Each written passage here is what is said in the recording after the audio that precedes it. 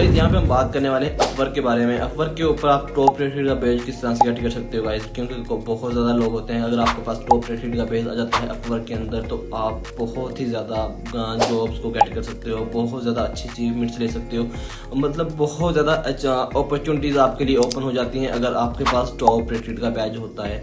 तो उसकी रिक्वायरमेंट क्या होती है गाइस, उसके बारे में बात करेंगे। सबसे पहले गाइस यहाँ पे बैज होता है राइजिंग टैलेंट का, जो कि आपको फर्स्ट जॉब जैसे ही आपके पास मिलती है, आपको कोई भी फर्स्ट जॉब ओपन होती है तो आपको राइजिंग टैलेंट का जो बैज है वो मिल जाता है। उसके बाद आता है गाइस सेकंड बैज, वो होता है टॉप रेटेड का।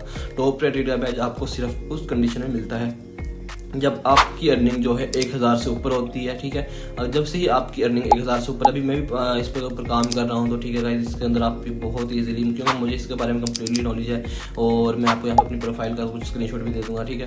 तो यहाँ पे जैसे ही आपकी अर्निंग 1000 से ऊपर जाएगी और उसके अलावा आपका किसी भी फर्स्ट क्लाइंट के साथ 19 डेज का या 16 वीक का रिलेशनशिप बन जाएगा तो ही आपकी अर्निंग यहाँ पे जो टॉप रेटेड का बैज है वो आपकी प्रोफाइल पे शो हो जाएगा।